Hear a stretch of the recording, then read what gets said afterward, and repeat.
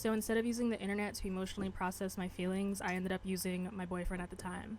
And I did not realize I swapped my platform for a person for 7 years. Okay, so I had this realization that I have been emotionally dumping into the void since I was 11. Jump scare, I'm 28 now. And no one told me this, and also no one told me that this could be a career path for me. Stay with me. When I was 11/12 years old, I literally used Facebook as a public diary. My thoughts, you knew them. What was going on, what I had for lunch, what I had for dinner, what I wanted to have for dinner. If I was mad at my mom, if I was pissed at my little sister, y'all were gonna hear about it. I didn't care about privacy, there were no filters, just me dumping and acting like a little sad girl Shakespeare. I'd get maybe like one like, if that, maybe a comment here and there if I was being cheeky or funny, but no one really cared, and I didn't care that no one cared. I just felt like I really, really needed to just put my life out there. And this was before YouTube era. I think I was just trying to feel real and feel important and feel like I wasn't alone. I wasn't going through my experiences alone. And it's not like I had any example for this type of behavior. It was just something I intuitively did. No one stopped me, no one corrected me, no one said, hey, why do you post so much? Like for an 11-year-old, 12-year-old girl on Facebook, no one said anything. People just witnessed what I was doing. Then I started to get a little bit more creative. I started making videos on Facebook. I would go live on Facebook, and they would just be random things. It was, again, nothing ever like polished or put together. I mean, my Facebook videos were put together via Windows Movie Maker, jump scare. But they were also very random. I would have my friends go in my backyard and act like certain people, and then be shouting over the camera trying to tell them to do things because I'm the director, but we're also just doing improv. So it was really funny, and I wish I could show you those videos, but I can't for privacy reasons. But yeah, so it slowly started to evolve from text status to video and music. And I started to post singing covers of me singing because I had discovered I could sing, or I could at least hum a tune and match a pitch. So I explored that. Like, I really felt like I was safe to explore. I didn't care if I didn't get a like. I didn't care if someone thought negatively about anything. Like, it just felt natural and normal. It felt very normal for me. And I think that not a lot of people my age were doing that. I think by the time I was making the videos was around the time that YouTube started to become popular, like vlogging, like the British gang people who are vlogging all the time. If you know, you know. And I think it was once I started to see that become popular and cool, I was captivated, and I was like, oh my god, I want to do this too. I want to make being a YouTuber my full-time career, and I got hyper fixated on that for years, y'all, for years. So I transitioned to YouTube around age 15, 16, really 15. And I was weird, I was cringe, I was having fun. I upgraded from Windows Movie Maker to Final Cut Pro, and I was actually actively studying video production, thinking this is going to be the career I choose, making videos and storytelling. I completely disregarded my natural instinct to share my unbecoming or my growth or my messiness during this era. This era was all about obtaining what I had seen some role models obtain.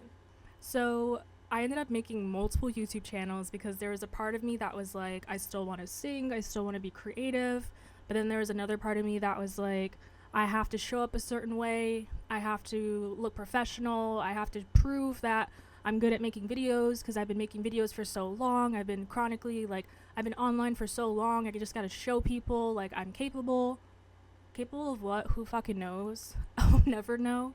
I think it was just programming, you know, just trying to fit in the mold and become someone or something just for the sake of becoming someone or something, not tapping into my true essence of the ability to be vulnerable and to overshare, essentially. Alright, so now flash forward. I'm at college. I'm in New York. I'm living large. And I'm like, I'm gonna do a podcast. And I did it. It was on air with Monty Mo. Had my own custom logo. It was a whole thing. And it ended up being the most listened to show in all time history of that school that I attended. And I thought nothing of it. This is the first time that I was kind of shitposting again, if you will. I was doing live commentary on pop culture. So I was like, let's talk about Justin Bieber's new music. Let's talk about Adele's new music. And then I was like, this is kind of boring because I'm talking about the thing, playing the song, and then talking about another thing, playing the song. And I felt like this is the first time that I felt like, oh, I have a platform that I can actually use for good. So I decided to kind of transition, and I would interview campus leaders and talk about the pop culture topics with them, and also weave in, how they got to where they are, what their plans are, advice they'd give, things like that. So it was an interesting show, and it was completely off rip. Like, little to no thinking went into making that show. But it was so fun, and I loved being in the booth, and it was just like a fun time. So again, it was just me talking into the void, but for the first time ever, the void was clapping back, and that felt really fucking good. And then at last, I got into a relationship and took this habit of putting my feelings into the void and swapped it for my romantic partner. Unfortunately for him and unfortunately for myself, I didn't realize I was doing that at all. Again, this is something, and it still is something that's so innate to me to just do, that I couldn't understand. I couldn't even question the ramifications of my actions. So instead of using the internet to emotionally process my feelings, I ended up using my boyfriend at the time. And I did not realize I swapped my platform for a person for 7 years. For these 7 years, I pretty much eventually stopped creating. I stopped sharing publicly. I made this one person my entire mirror. And part of that was, I'm cringy. I've always been the cringe girl online. Or like, I know people think it's weird to try and want to make a career out of social media. And that wasn't even something I was ready to say out loud to myself at the time. So I think I just hid and pushed myself down and down and down until, like, I essentially exploded. I think it was 2023 was when I first started to kind of dabble back into all of this, and I was really fearful. I had a lot of fear of showing up online for the first time ever, and I think a lot of that was just, it's layered, and I talk about it on my Substack, but for the purpose of this video, I just didn't know who I was as a creator anymore. I didn't know if I needed to be a small business owner. I didn't know if I was just like saying stuff to say stuff. I didn't know what my purpose was as a creator at all because I hadn't flexed that muscle in years. At this point, it could have been almost a decade, it felt like. I can obviously I can see now that way of living is not sustainable, and that's also not how I want to show up online. I don't want to just trauma dump or emotionally dump on y'all and expect you guys to figure stuff out for me. Like, that's never my intention. That's never what this has been for me. It's always just been about being witnessed and just being public. Like, I don't know how else to explain it other than in my deep core, even when I was like, I think my earliest memory is like 5-6 years old, I told a family member that I wanted to be a singer when I grew up. So deep in my core, I've always wanted to be known. I've always wanted to be a celebrity. I've always wanted to be on a stage. That's just how I am. Like, I don't know how else to explain it other than maybe I'm delusional, but that's like, kids are like, oh, I want to be a doctor. I want to be a fireman. I want to do this and that. Like, no, I said I wanted to be a singer. I want to be in front of bitches and be like, I am the star. I am the show. Pay attention to me because I'm here. And I love that about myself.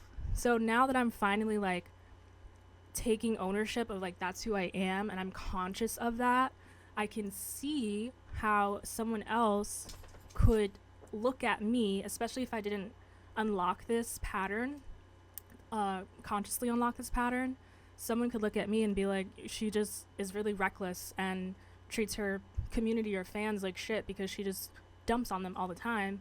And then it gets messy and dramatic because then people are trying to fix it, and it's like, take ownership of what you're doing. And it's like, I've never asked anyone to fix my life or to look at my life a certain way. I am very, like, I swear to God, I am just posting to post. I'm sharing to share. Like, there's nothing, like, there's no agenda to it. Like, that's just who I am. And I don't know how much more I could, like, expand on that, because there's nothing more to say. Like, I'm just being straightforward. It is what it is. However, now that I'm conscious about this brings us into the final era. Well, maybe not the final era, but the next and most recent current era, which is coming back to my voice. So, I'm 28 years old. I know I don't look 28. Thanks.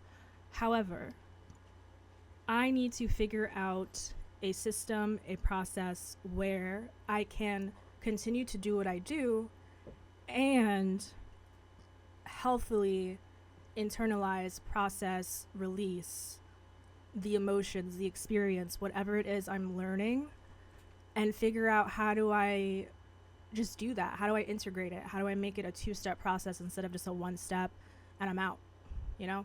Because at the end of the day, I absolutely have missed talking to the void. I have missed the internet void. I've missed being that girl that doesn't give a fuck and just posts what she wants to post. Like, I miss it so much. It's so freeing. And I have been trying to come back to this person, this 12-year-old girl who would talk about how pissed she is at her sister for doing X, Y, and Z, which, by the way, her sister was only a toddler. I miss that girl, that little girl, and that little creator. And I just want to let her shine and let her be her. Like, I just want to be myself and see what comes of it, and just pave a way for new people, delusional people like myself who think they can be famous. So I'm going on this journey not for likes. It's never for the likes, not for the attention. I get enough attention in my regular life. It's for me. I need to show up for myself. I need to show myself that I can do this, that this is exactly what I was meant to do, and that this is something that's sustainable for me, and this is the part of me that has felt so chaotic or missing or something. I don't know, it's felt off, and that I am capable of not fixing it, but providing myself with something that I need. I am officially ready to come back, not as a trauma dumper, but as a conscious channel. I'm still going to talk first and then feel second, even though me talking has always felt like feeling first and then everything else is second. But if you've been following along with the story, you know what I mean. But the shift is, now I'm doing all of this with awareness instead of avoidance. I'm doing this on purpose, for a purpose.